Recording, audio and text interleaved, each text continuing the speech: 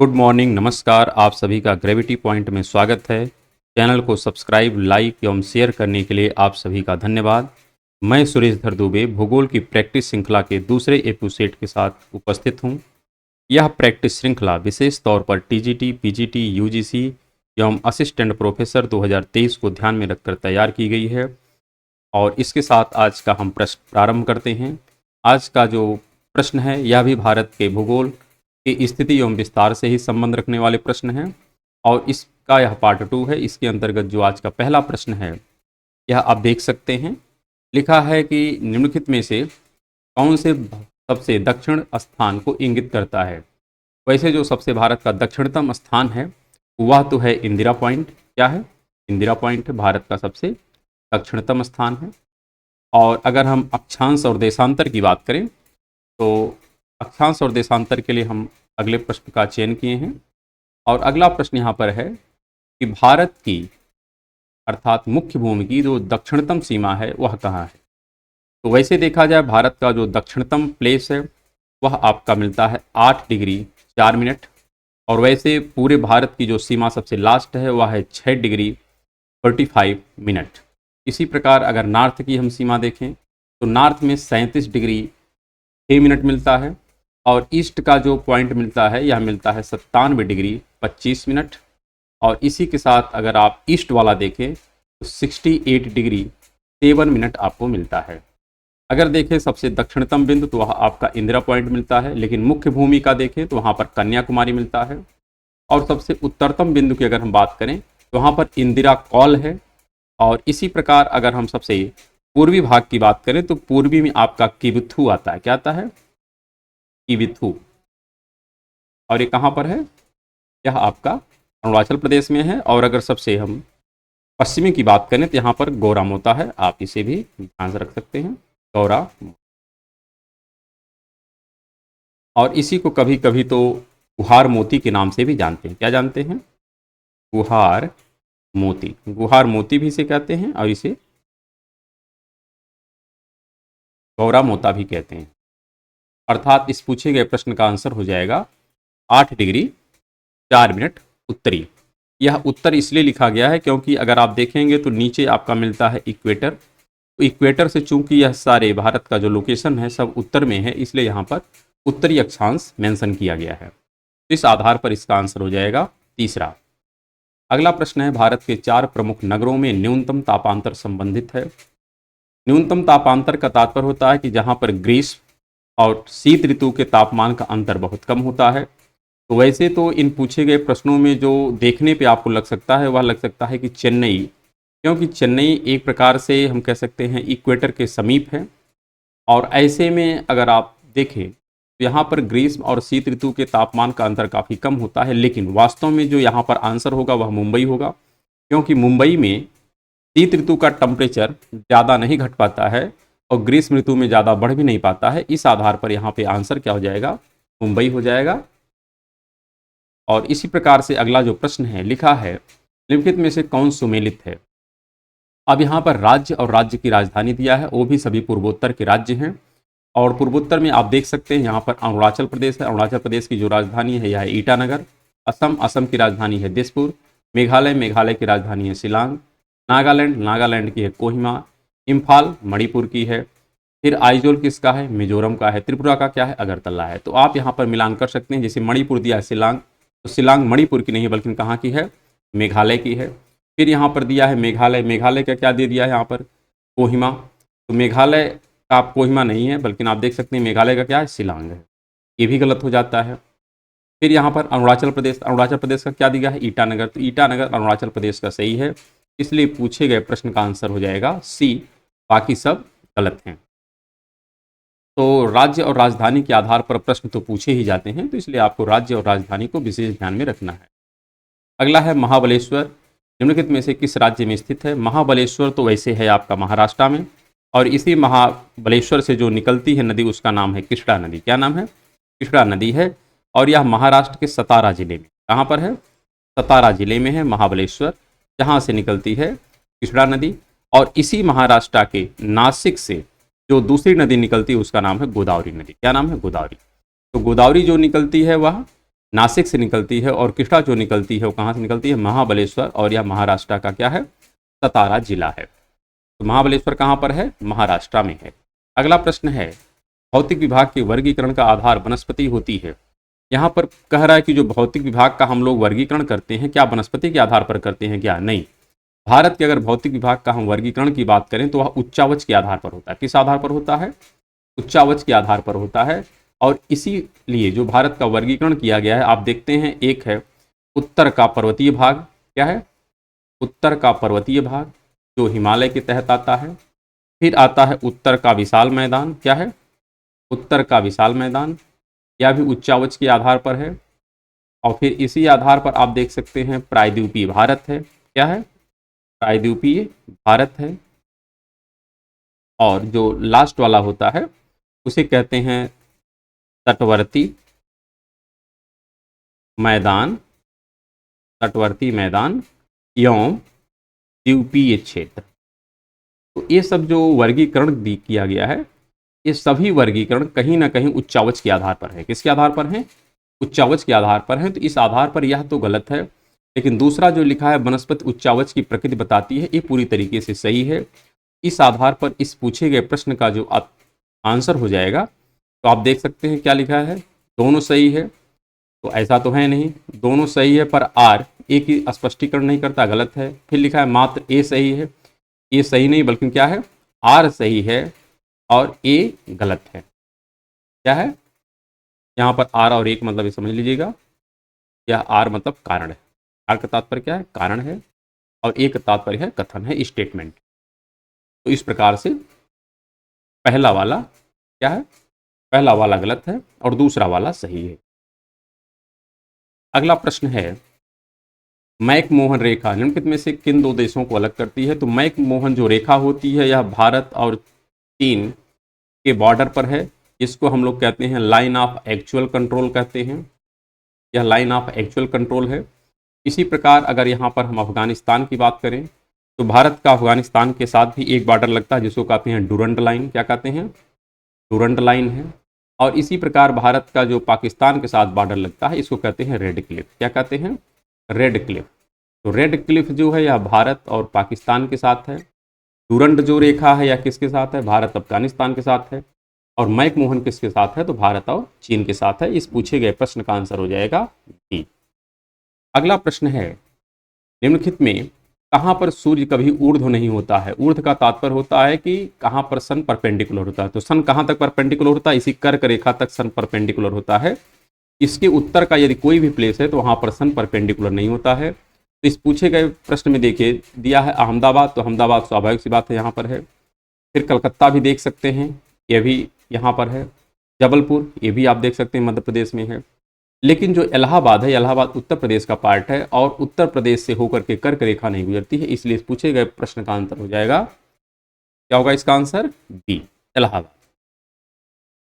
अगला प्रश्न है, भारत की भू सीमा तथा जल सीमा को मिलाकर कुल सीमा की लंबाई कितनी है। तो वैसे देखा जाए जो यहाँ पर टोटल सीमा अगर जल की हम बात करें, मतलब जो तटवर्ती है, तो 7516.6 किलोमीटर है। अगर हम स्थलीय की बात करें तो स्थलीय आपकी होती है 15,106.7 किलोमीटर।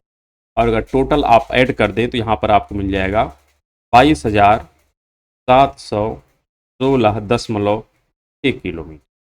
तो यह नियर अबाउट हो जाएगा 22,717 किलोमीटर, 22,717 किलोमीटर।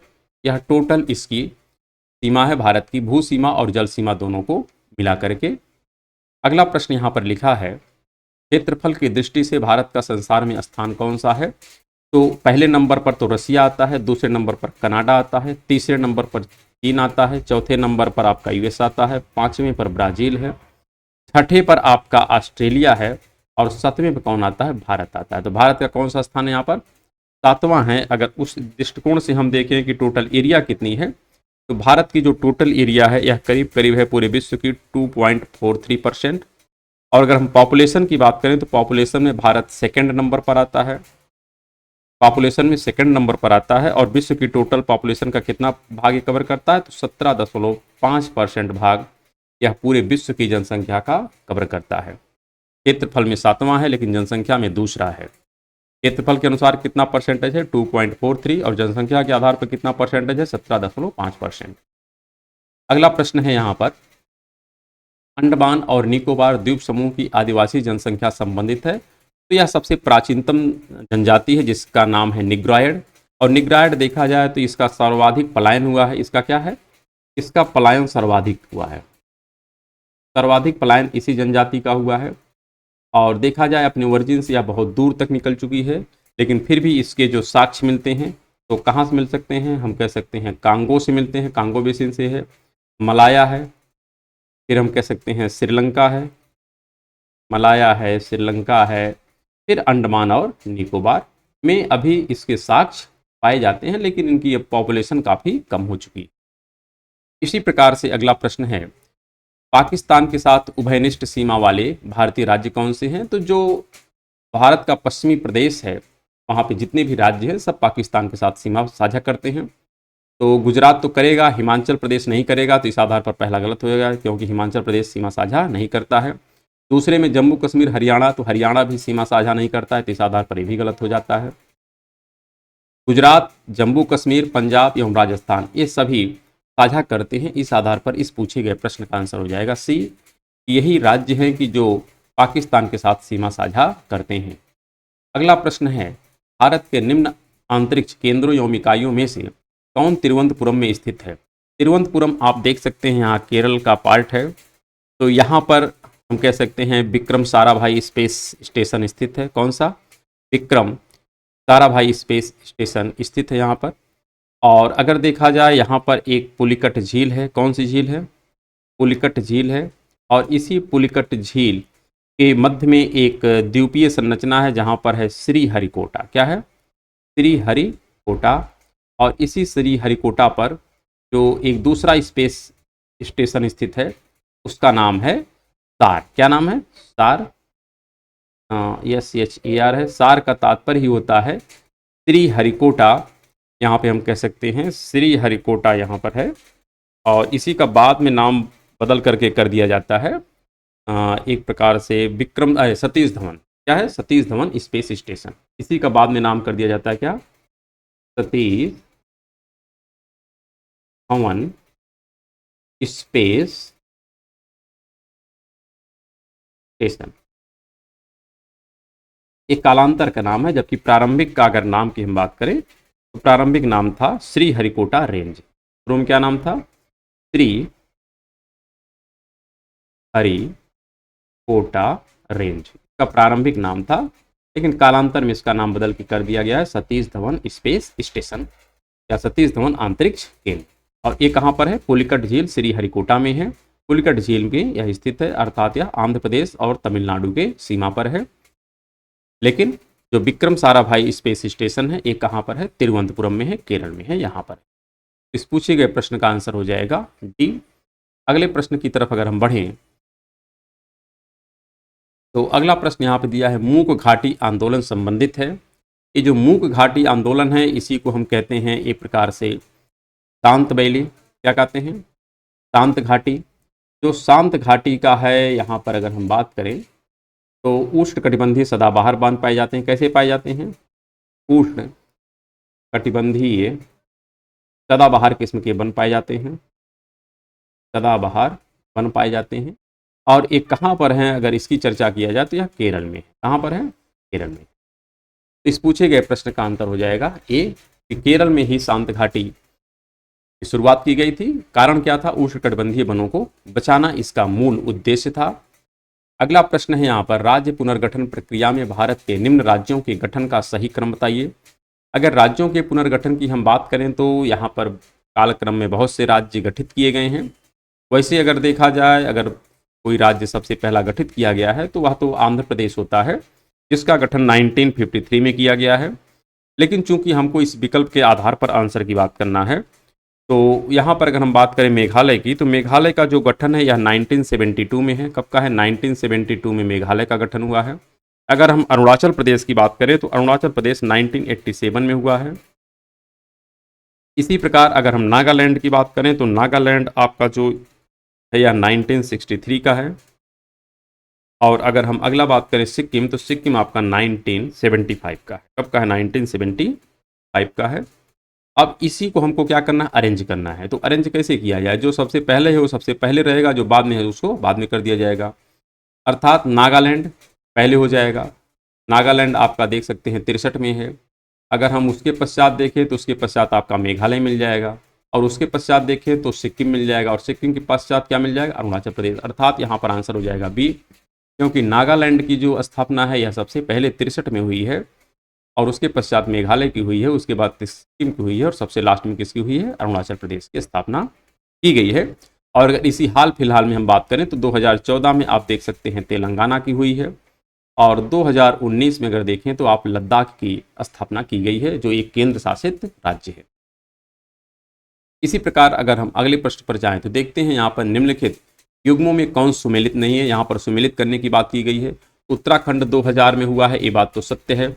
अरुणाचल प्रदेश की अगर हम बात करें तो अरुणाचल प्रदेश 68 में नहीं हुआ है, बल्कि इसकी स्थापना 1987 में हुआ है। कब हुआ है? 1987 में हुआ है, अर्थात यह गलत है, बाकी सब सही। महाराष्ट्र 60 में हुआ, ये भी बात सत्य है।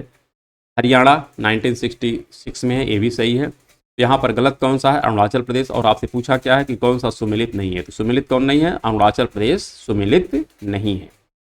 अगला प्रश्न है, भारत में ज्वारीय शक्ति उत्पादन की सर्वाधिक संभावना है। तो ज्वारीय शक्ति की जो सर्वाधिक संभावना है वह देखा जाए तो आपका गुजरात के तट पर है। कहाँ पर है? गुजरात के तट पर है। गुजरात का तट अर्थात ये वाला जो सेक्शन है, यहाँ पर सर्वाधिक विद्युत उत्पादन की क्षमता है। वो भी कौन सी विद्युत? ज्वारीय उत्पादन। क्योंकि जो ज्वार आते हैं, ज्वार और भाटा, वो इसी तट पर ज़्यादा आते हैं। बाकी अगर आप मालाबार तट ले लें, ये वाला, तो यहाँ पर कोई उस प्रकार का ज्वार भी नहीं आता है। कोंकण तट पे भी कोई ज्वार नहीं आता है, और ना तो कोरोमंडल तट पर ज्वार आता है। अगर ज्वार कहीं पर आता है तो वह गुजरात के तट पर ही आता है। इसलिए गुजरात में ही सर्वाधिक संभावना है ज्वारीय शक्ति से विद्युत पैदा करने की। अगला है तपोवन एवं विष्णुगढ़ जल विद्युत परियोजना कहाँ है? तो यह उत्तराखंड में है। उत्तराखंड के चमोली डिस्ट्रिक्ट में है। कहाँ पर है? चमोली।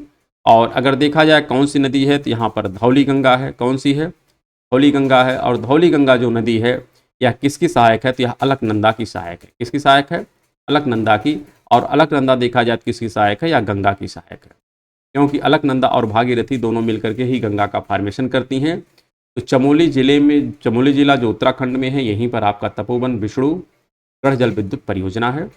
और अगर हम अगले प्रश्न पर चलें, एक धौली नदी भी है जो घाघरा की सहायक है। कौन सी नदी है? एक धौली भी है जो किसकी सहायक है? घाघरा की है। धौली की अगर हम बात करें तो यह घाघरा की सहायक है, लेकिन चूंकि यहाँ पर धौली गंगा है तो ये ध्यान रखिएगा, धौली गंगा किसकी सहायक है? अलकनंदा की सहायक। अगला प्रश्न है, भारत और पाकिस्तान के मध्य सीमा रेखा किसका उदाहरण है? तो भारत और पाकिस्तान के मध्य, इस पर देखिए बहुत प्रश्न पूछा जाता है। तो सबसे बेहतर तो आंसर होता है उत्तरवर्ती। क्या होता है? उत्तरवर्ती। इसके ना रहने पर हम आंसर लगाते हैं आरोपित सीमा। क्या लगाते हैं? आरोपित सीमा। और जब यह विकल्प में है ही नहीं तो दूसरा हमारा हो जाता है परवर्ती सीमा। क्या होता है? परवर्ती सीमा। तो इस पर बहुत चर्चा तो अलग से की जाएगी, क्योंकि अभी तो उतना है नहीं कि हम इस पर चर्चा करें, लेकिन फिर भी आगे जब हम लोग सीमाओं का किस प्रकार से निर्धारण होता है तो उसमें इस बात की पूरी चर्चा हम लोग करेंगे। अगला है, भारत के उपमहाद्वीप में उष्णकटिबंधीय चक्रवातों द्वारा प्रायः प्रभावित क्षेत्र है। जो उष्णकटिबंधीय चक्रवात आते हैं या भारत के हम कह सकते हैं पूर्वी भाग पर आते हैं। किस पे आते हैं? पूर्वी भाग पे आते हैं, पश्चिमी भाग पर नहीं आते हैं। तो गुजरात तट पर नहीं आएगा, कोरोमंडल तट, कोंकण तट भी आपका पश्चिम में है, मालाबार तट भी पश्चिम है, लेकिन जो कोरोमंडल तट है वो आपका यहाँ पर है, तो यहीं पर आएगा। अर्थात जो कोरोमंडल तट कहाँ पे है? तो तमिलनाडु राज्य में, या तमिलनाडु राज्य के पूर्व में स्थित है। अगला प्रश्न है, भारत का क्षेत्रफल है। तो भारत का क्षेत्रफल वैसे आप देख सकते हैं 32,87,263 वर्ग किलोमीटर है। परंपरागत है, प्रश्न को रटना है, कोई इसमें विशेष कार्य नहीं है। अगला प्रश्न है, निकोबार द्वीप में कितने द्वीप हैं? तो निकोबार द्वीप समूह में, जो ये निकोबार नीचे वाला देख रहे हैं आप, इसमें टोटल यहाँ से है, टोटल इसमें 22 द्वीप हैं। कितने हैं? 22 द्वीप हैं। इसमें से 10 जो है यह निर्जन है। 10 कैसे हैं? निर्जन है, अर्थात इस पर कोई भी पॉपुलेशन नहीं रहती है। और अगर हम पूरे की बात करें अंडमान निकोबार में, तो 572 द्वीप हैं। कितने द्वीप हैं? 572 द्वीप स्थित हैं, जिसमें से 22 आपके निकोबार में है, 22 कहाँ पर है, निकोबार में है, और 550 आपके कहाँ हो जाएंगे, अंडमान में स्थित हो जाएंगे। इस पूछे गए प्रश्न का आंसर हो जाएगा 22 द्वीप यहाँ पर स्थित है। अगला प्रश्न है, भारत में बहुस्तरीय नियोजन के अंतर्गत पंचायतें किस स्तर पर आती हैं? तो पंचायतें सामान्यतया 5वें स्तर पर आती हैं, क्योंकि पहला स्तर होता है केंद्र का, दूसरा स्तर होता है राज्य का, तीसरा स्तर होता है जिला का, चौथा स्तर होता है ब्लॉक का या प्रखंड का, हम कह सकते हैं, किसका कह सकते हैं, प्रखंड या ब्लॉक, तो यहाँ पर ब्लॉक हो जाएगा। और जो 5वां स्थान है यह पंचायत का, किसका है, पंचायत का।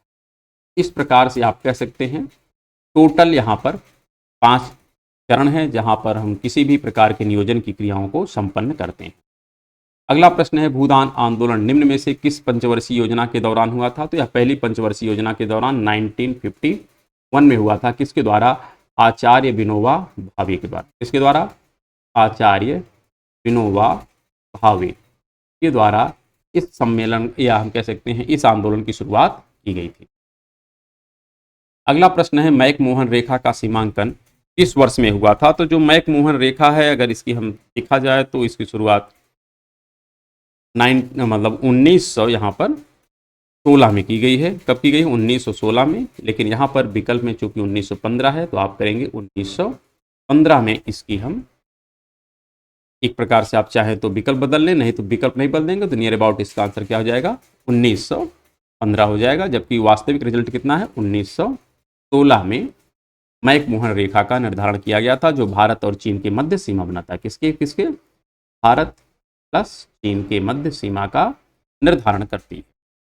अगला प्रश्न है, गिलगिट बाल्टिस्तान का प्रादेशिक विवाद निम्न में से किनके बीच है? तो भारत और पाकिस्तान के मध्य में, यह सभी लोग जानते हैं। भारत और पाकिस्तान के मध्य में गिलगिट बाल्टिस्तान, और कहाँ पर है? जम्मू कश्मीर के पार्ट में यह आता है। अगला है, कौन सी गुफा महाराष्ट्र में नहीं है?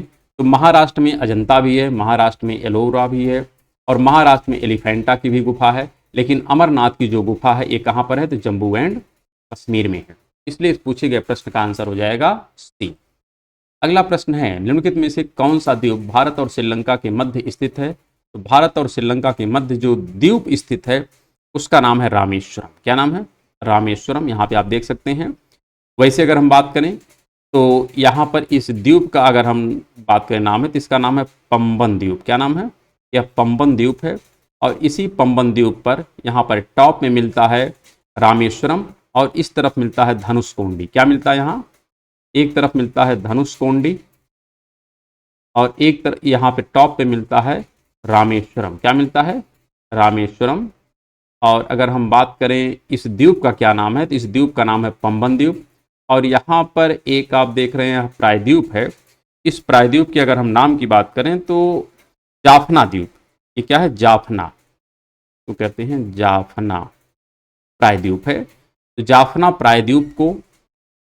प्रायद्वीप पंबन द्वीप, और बीच में यहीं पे मिलता है एक पंबन ब्रिज। क्या मिलता है? यहाँ पर मिलता है पंबन ब्रिज।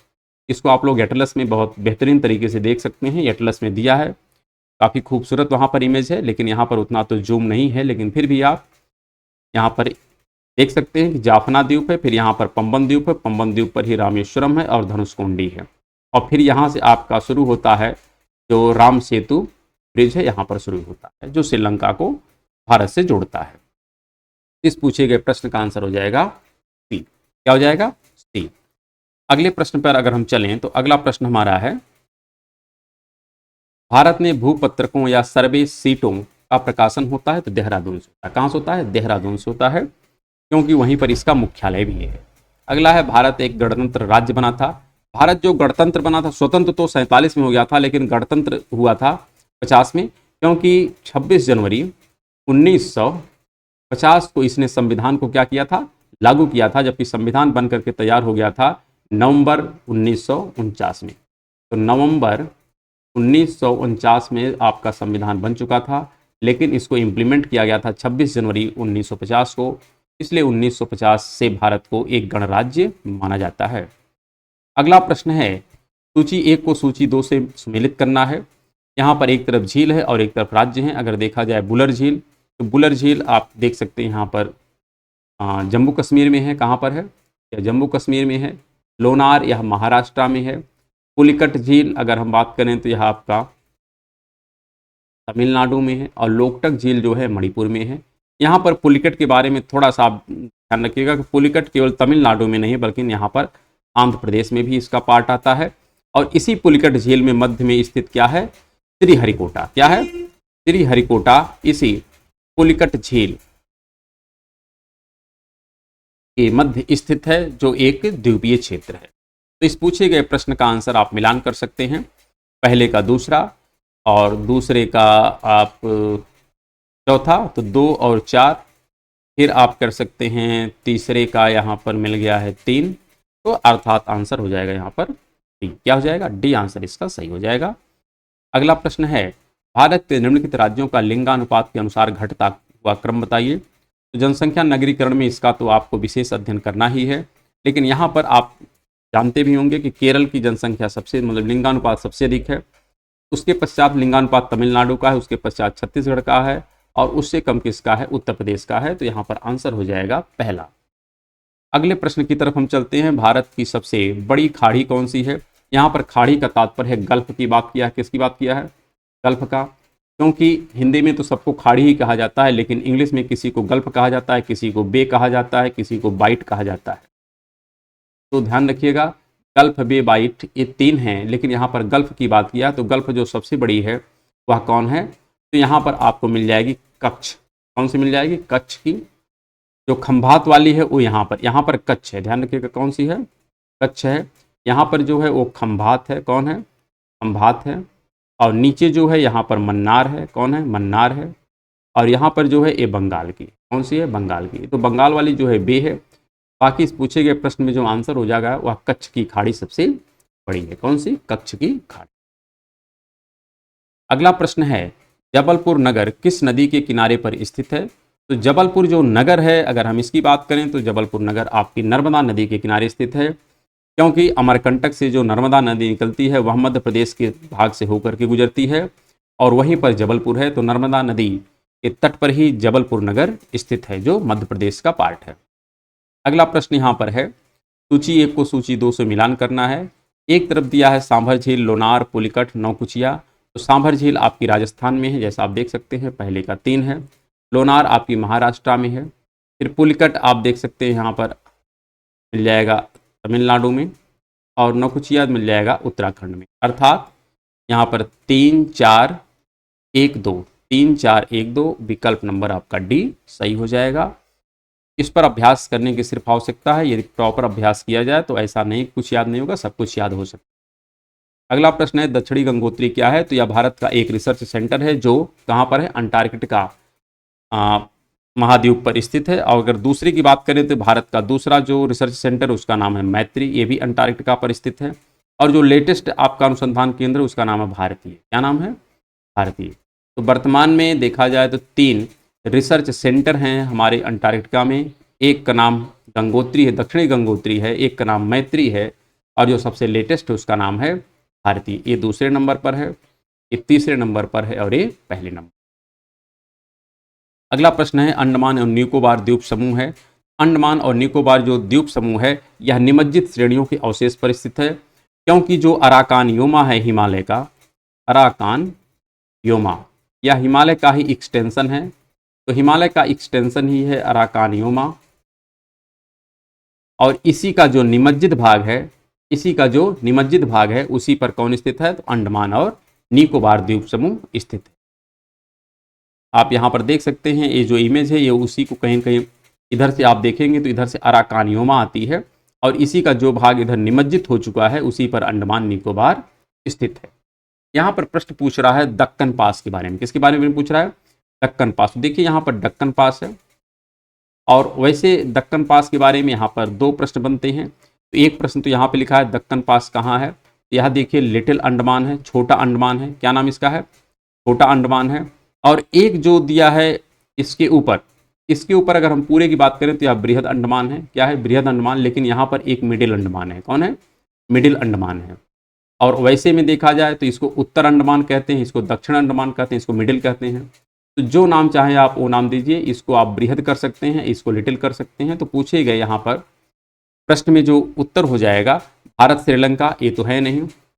भारत श्रीलंका के बीच होना चाहिए था, यहाँ पर बीच में अंडमान निकोबार द्वीप समूहों के बीच में, तो अंडमान निकोबार में नहीं है क्योंकि यह अंडमान में ही दो पार्ट है। फिर है उत्तरी अंडमान और दक्षिणी अंडमान, तो उत्तरी अंडमान और दक्षिणी अंडमान यहाँ पर बात तो ठीक है, लेकिन यहाँ पर अगर उससे भी हम अच्छी बात करें तो सबसे बेहतर जो जवाब हो जाएगा तो वह आपका हो जाएगा डी वाला, बृहद अंडमान और लघु अंडमान के मध्य में, क्योंकि नीचे देखिए आप स्पष्ट तरीके से लघु अंडमान है और ऊपर जो है वह बृहद अंडमान है, तो इन्हीं दोनों के मध्य में स्थित है कौन सा आपका दक्कन पास स्थित है। इसी प्रकार अगला है वही दक्कन पास पर फिर है, तो यहाँ पर आप देख सकते हैं लिखा है उत्तरी और मध्य, तो यह देखिए ए वाला मध्य है, ये क्या है, ए मिडिल है, ये जो पार्ट है ए मिडिल है, मिडिल का पार्ट तो कहते हैं मध्य, और नीचे क्या है लिटिल है, तो यह किसके किसके मध्य स्थित है, आप कह सकते हैं दक्षिणी, इसी को दक्षिणी भी हम कहते हैं, दक्षिणी और मध्य अंडमान के मध्य में यह स्थित है, क्योंकि एक तरफ दक्षिणी वाला पार्ट है और एक तरफ मध्य वाला पार्ट है, तो इन्हीं दोनों के मध्य में स्थित है। और इसी को कई प्रकार से पूछा जा सकता है, जैसे यहाँ पर भी देख सकते हैं आप क्या था दक्कन पास, और यहाँ पर लिखा है उत्तरी अंडमान और दक्षिणी अंडमान, उत्तरी दक्षिणी के स्थान पर आप यहाँ पे कह सकते हैं लघु अंडमान छोटा वाला, और ऊपर की तरफ है बृहद अंडमान। तो जैसे भी आप इमेज को क्लियर करिए, बाकी प्रश्न जिस भी प्रकार से पूछे आप उसका उत्तर दे सकते हैं। अगला प्रश्न है, भारत में पहली टेलीफोन सेवा प्रारंभ की गई थी तो कहाँ से, कलकत्ता से। वैसे अंग्रेजों ने जो भी सेवाएं प्रारंभ की थी या तो कलकत्ता था या बंबई था या मद्रास था, इस पूछे गए प्रश्न का उत्तर हो जाएगा ए, अर्थात कलकत्ता से प्रारंभ किया था।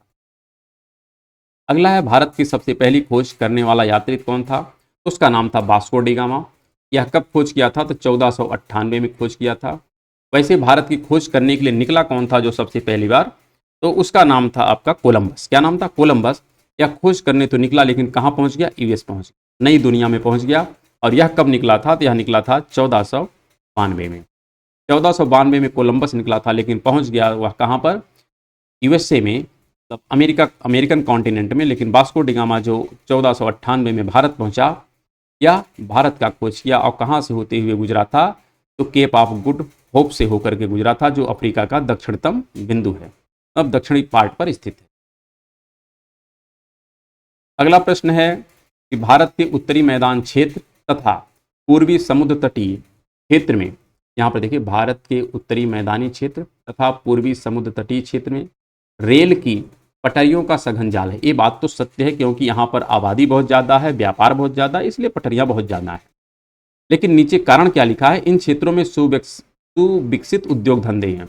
तो यहाँ पर तो सुविकसित उद्योग धंधे हैं, लेकिन यहाँ पर आबादी, तो देखा जाए तो यह सही भी है, गलत नहीं है, लेकिन यह पूरी तरीके से इसको स्पष्ट नहीं कर रहा है, क्योंकि यह केवल इसके एक पार्ट को स्पष्ट कर रहा है, दूसरे पार्ट को स्पष्ट नहीं कर रहा है, लेकिन सही है। तो हम कह सकते हैं कि सही तो दोनों हैं, लेकिन व्याख्या नहीं कर रहा है।